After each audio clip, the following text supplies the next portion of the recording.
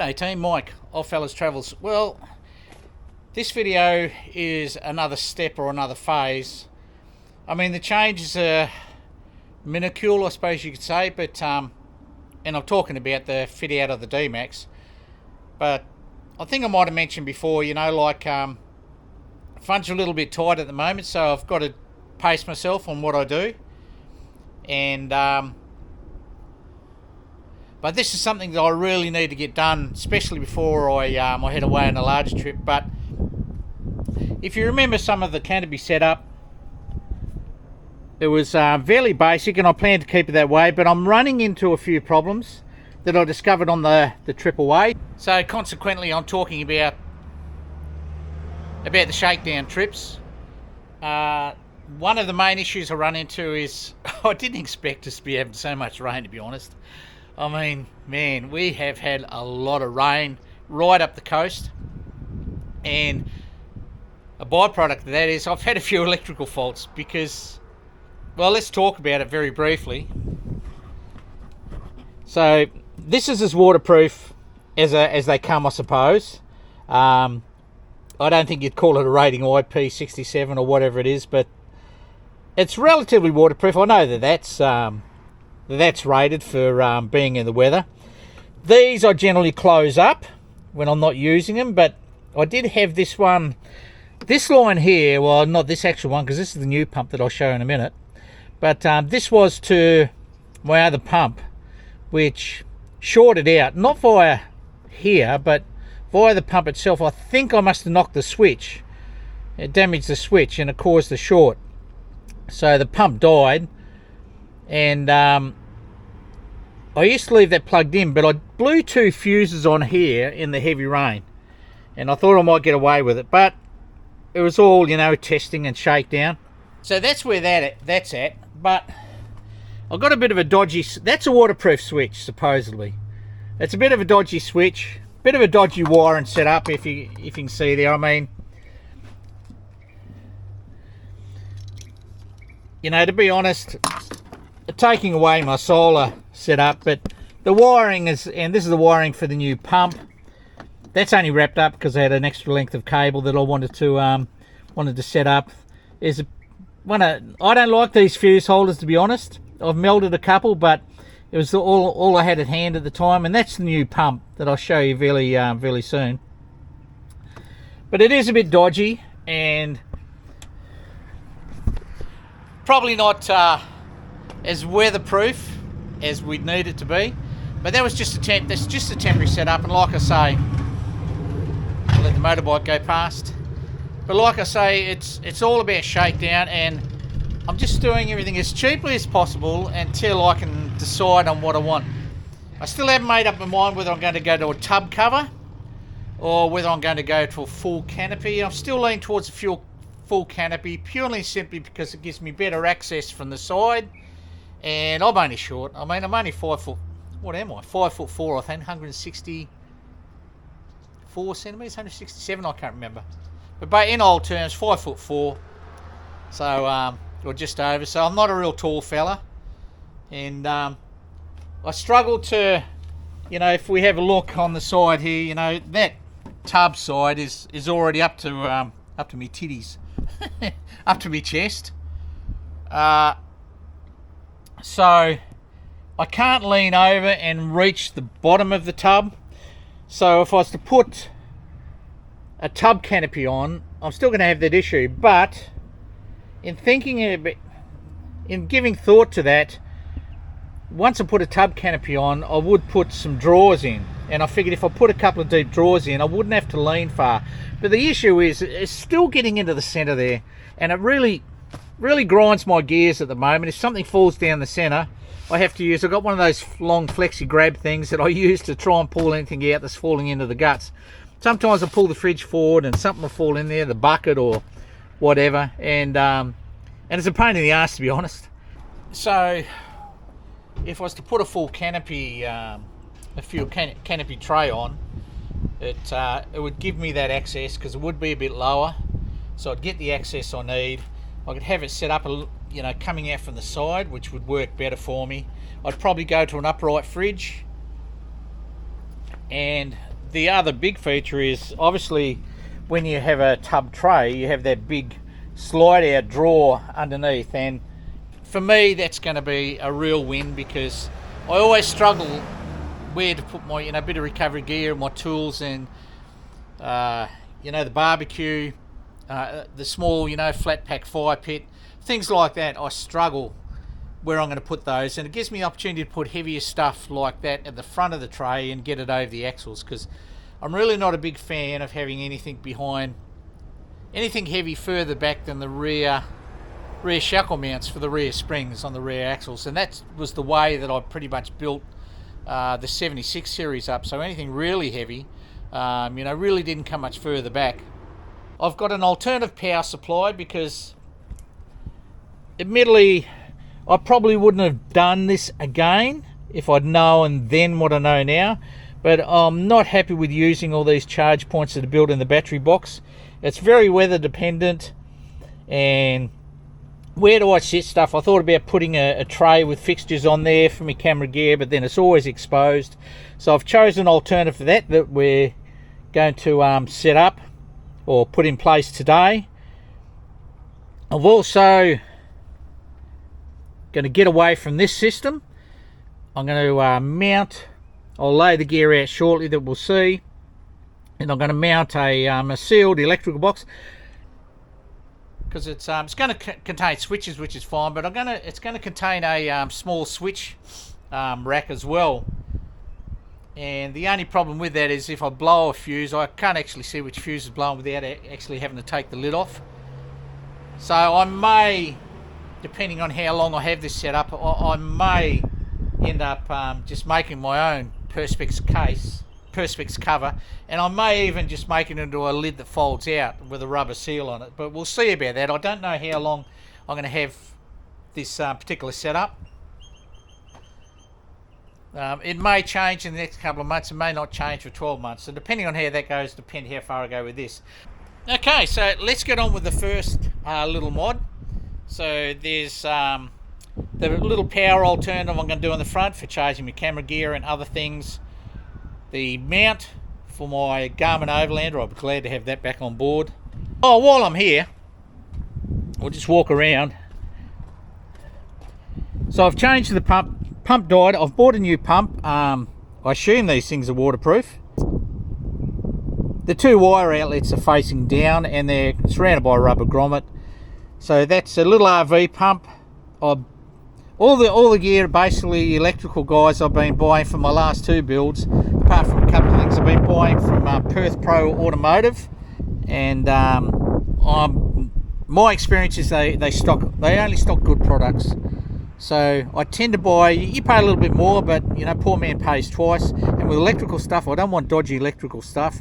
It's always been in the back of my mind, my dodgy wiring for the last, get a couple of trips in about what could possibly go wrong there. So often I'd get home and unplug it, or even unplug some of it overnight.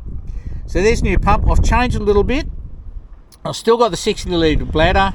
Now feeds into that pump.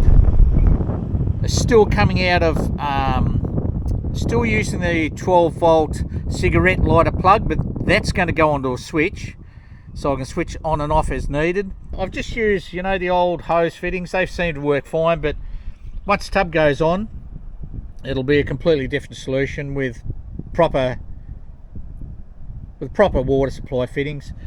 I've just used these. These have worked really well for me. These I won't turn that on because water will come spewing out, but these work really well. They're just the old valve switches for normal taps. That works really well. I've got this do-dangle here now, so I can change the angle of that. I've got a plug-in that I can screw onto it. That's for filling now, so I've got a separate filler that I can angle a little bit to make it, a better ease of use, plugging onto. And this is hot water supply, food grade hosing as well. I believe it's food grade. Now that runs to the back again. So I've still got the same setup at the back, but you can see a little bit more pressure from that pump. It's kind of cool. Where's it going? Let's have a look. Oh, I better be careful. It's spraying in the back of the shed. So I've got that in place, but I want to be able to turn that on and off and isolate that. That works really well for me. You know, with the most new cars, and this is certainly the case with the DMax, you only get the one SIG port in the front,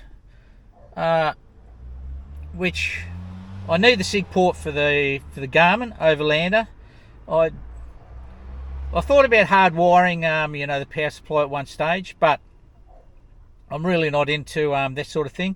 There is behind the, you know, the back of the console. Bear with me, guys. There's still gear hanging around everywhere because I haven't cleaned the inside out from the trip yet, bar a few things. And at the back of the console, there is a USB-C connection, USB-C to USB-C. But with that USB-C, it sort of pokes out the back. I think they could probably change it a little bit, maybe recess it or put it down, you know, in the recess, because especially with me packing stuff in the back, there's a good chance it can be sheared off. You can shear a plug off if something falls down because it protrudes out a bit. So I've chosen not to do that. Even in the console, inside the top of the console, the lid of the console or something would have been a better option. But it's there all the same, but I choose not to use it. So I've come up with an alternative solution now. So I've chosen to go down this path. I've got the old, I've had one of these before. The SCA, you know, I suppose, power port expander. I had one on my cruiser and it was in there for 4 years and never missed a beat. Seemed fine. I never seemed to have any real trouble with it. I've just Velcroed that on with, I just got Velcro with some sticky on it. I generally don't like drilling holes in anything unless I choose to make it a permanent fixture, but even so, I don't drill holes in the dash or the consoles as a rule. So that's just mounted there like that. I'll probably secure this up there, you know, with a little bit of a tie or something. But that gives me my power supply, which you see will be mounted really close. My power supply to my Garman Overlander. It gives me another cigarette socket if I need it, that I can expand the USB ports or just use another Siggy plug if I need. And I've got the two dedicated, and one being the higher amperage milliamp rating for the USBs. I mounted this the same way in my cruiser where it's facing up, and debris, dust, dirt, whatever falling in there never seemed to be a problem, and even less so now that Barnes travels in the back. I will use that other Siggy socket to charge my Bluetti. I've had this about 12 months now. I haven't reviewed it. It hasn't been perfect, but don't let me put you off it just by that comment. It'll come out in the review once I've had it probably another 6 months. I think I've had it about 9 months now, so I might review it at 12 months. But I will charge that from the Siggy socket. So that will sit there, probably not in that exact position, but that will be in the front, and I'll keep that charged via the Siggy socket. And I'll probably use this to charge my phone and my camera gear, because it also gives me the 240 volt option if I need to charge something via 240 volt, which I do with my GME radio set at the moment, because as you can see, I haven't got around to, the funds haven't permitted me to install my onboard radio yet. And I will be installing a GME 370. I don't know whether I'm going to go to the C this time. I might just... because I did have the 370C GME radio kits, with the 2 radio kits in my 76 series, and I loved them. You can't go past that screen display, but I don't need the speaker built into the box. The speaker that comes in the handset was perfectly fine. I'm just using, this used to be my prospecting radio kit. The 5 amp GME, the rugged one. It's taken a bit of a battering. It works just fine, but the standard charge for that is you need 240 volt. So I could use my 240 outlet on the Bluetti, what is it? A EB3A. How much charge have we got on actually? Oh, I had it on charge when I went for a drive in the car yesterday, and it was only probably an hour and I nearly fully charged it, so that was pretty good. But I don't know how I'll sit that in there. The other thing, it's got a light on it, which allows me to see, you know, into that floor area if I'm plugging something in at night to get a lot of charge. But it means, I'm thinking, I don't use this magnetic charger, the wireless charger, much on top. Pretty rarely actually, if not ever. And I'm thinking I'll probably Velcro my camera gear chargers on top there, and so they'll just stay there, and I can always have that option. It also means that when I lift it out, I've got my camera gear option charge there, but it does allow me to move my charge point around, and I don't have to deal with the issues of having that in the back.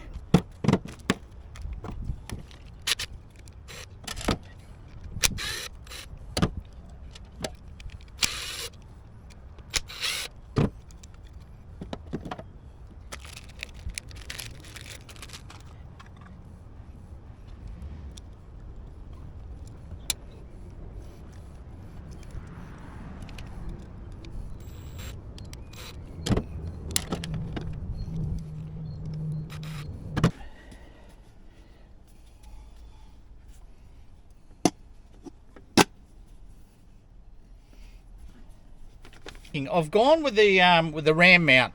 Now this is the universal RAM mount that mounts on the seat bolt.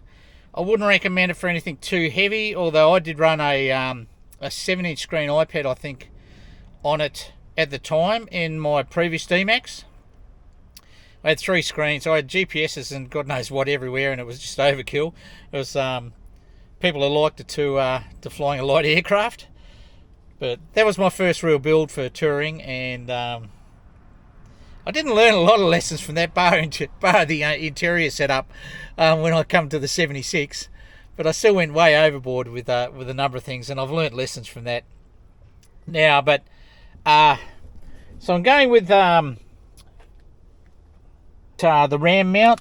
These are great. I had this before, like I said, in my 2009 model DMax, and this is I think it's probably a bit of a high tensile, but that's an aluminium rod that you can bend to shape to mold into how you want it from the seat.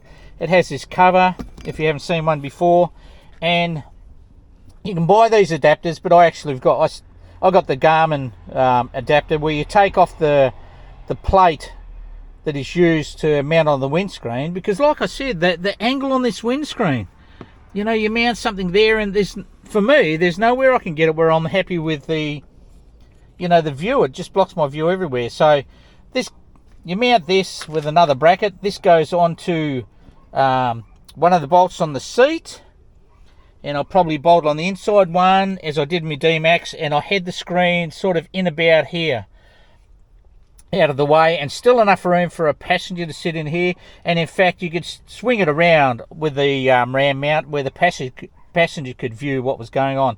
Not that the only passenger I ever really had was Barnes, and I'm going to talk about that in another video actually. But so this will go on there. Oh, I better check and make sure I got the right ball size.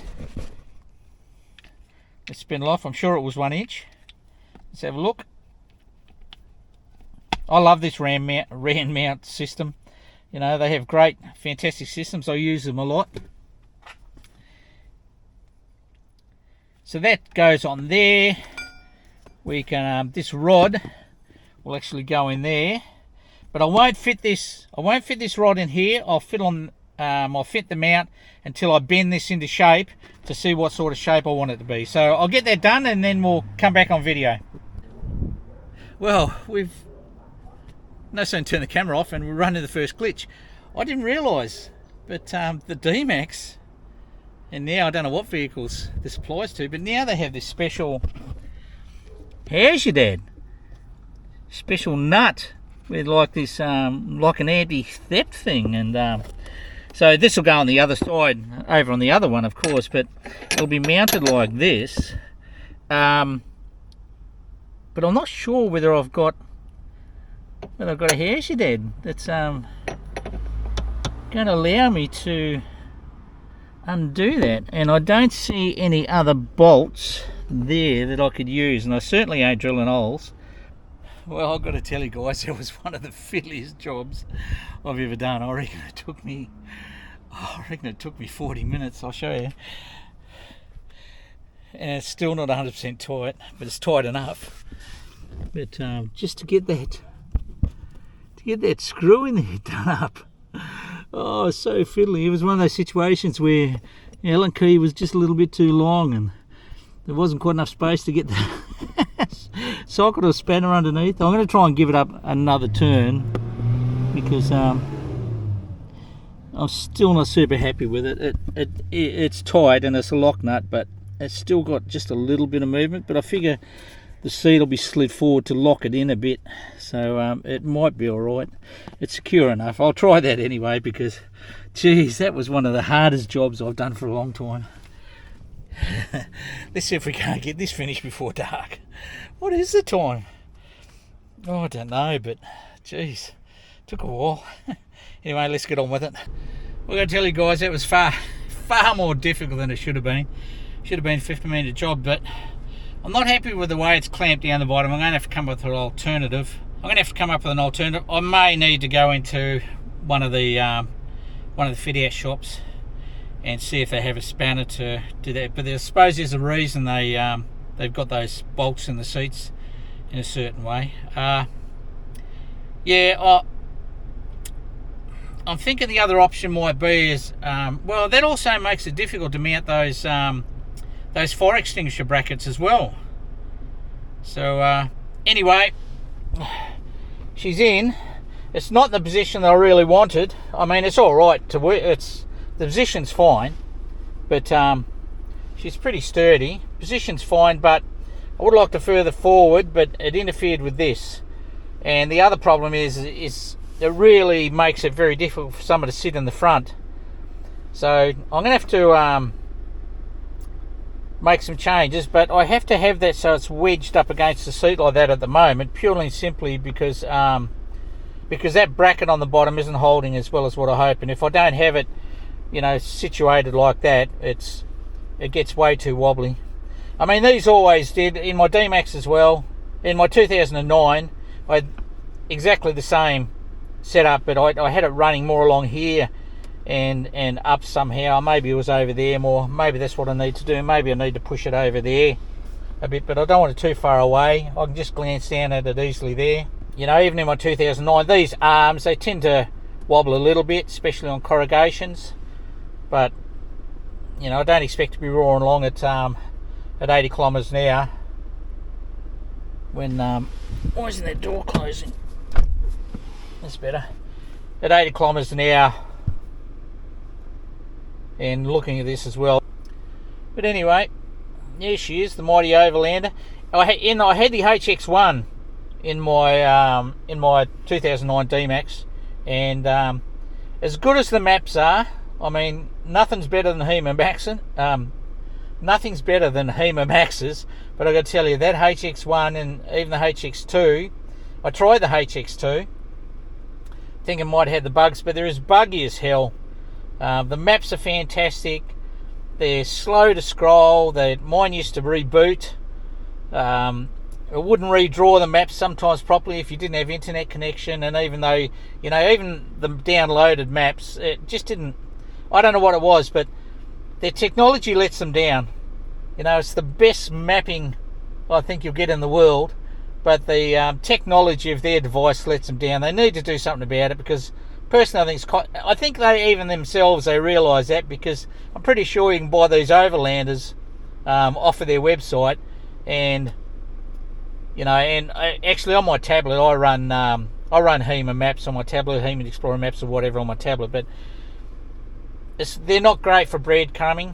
These are fantastic. I've used mine in the goldfields. But anyway, I love the Overlander, and I love the Garman Overlander. I think it's a great device, and anyway, it's mounted, ready to go, and I rarely have anybody in the passenger seat. If it turns out I'm going to start, somebody could sit there, they're just going to have their legs over. It'll be uncomfortable, but if I'm just giving someone a lift down the shop or something, it doesn't matter. Barnes isn't in the front anymore.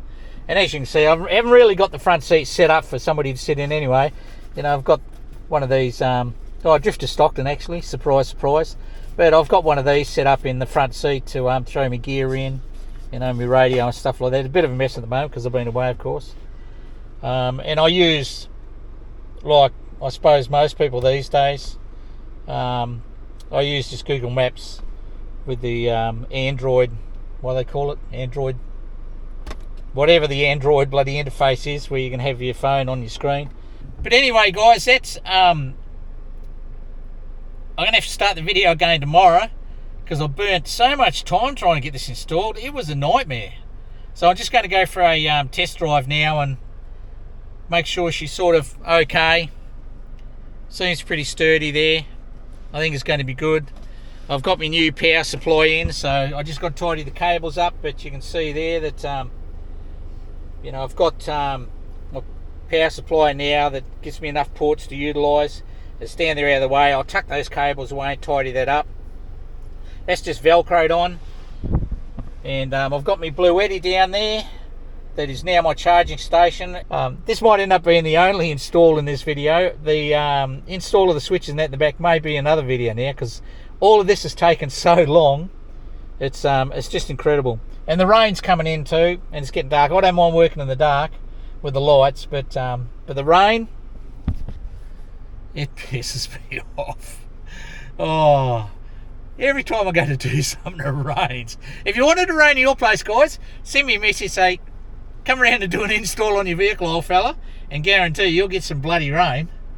Anyway, that's it. I think I'm going to call it. I don't think I'm going to continue this video tomorrow. I'll make it a separate video, and I'll just do with what I've done here, and we'll call this one. It'll only be a short midweek video anyway, I suppose. I'll have to cut a lot of dicking around out of it. But the other thing I've done too is I've got my fridge in the back, but once again I've just velcroed this, but I've just mounted, it's an Ingle monitor, you know, so I've got the, shows the reason I like the Ingle is because it shows that there's my fridge temperature, there's the internal temperature of the vehicle, but it shows the last reading within 24 hours, or 12 or 24 hours of this, so I can see that the warmest the fridge has been in the last 24 hours is 5.3 degrees, and the lowest it's been is 4 degrees, and same here, you know, the hottest it's been in the car is 3 degrees, as low as it's been is 8, and it's just a bit of Velcro on there, so I can take it off and clean a little bit of gum off, and you won't even know it's been there. But that's really useful, because it lessens the chance of me having the fridge turn off at night, then come back on in the morning when the solar kicks in, and I've got stuff that's thawed a bit and I don't know, because I'll see the variation in the temperature there. So that's great. That's the Ingle one. Actually, I used to use companion one, but as soon as I've seen that in the Ingle, I got that. And I've got two of these displays, actually, one in the back and one in here. The one in the back is so I can see the comfort value of Barnes as well, and the temperature that's running in the back. But anyway, that's enough waffling. I've gone on enough. That's me set up inside the car now. I think that's all I need to do. Anyway, guys, I hope you got something out of this video. And now there'll be another video that's all about the electrics in the back, because this video will be long enough. Cheers, guys. Take it easy. I hope you enjoyed this video. I hope you got to the end. If you liked it, like it. If you've got any comments, throw some comments in. I'm interested, especially solutions on how you may have mounted your either HEMA or Overlander or tablet, whatever you use for your Macking system. Geez, I waffled on too much. I'll call it a day. See you guys. If you like. Apart from that, I'll see you next video. Cheers.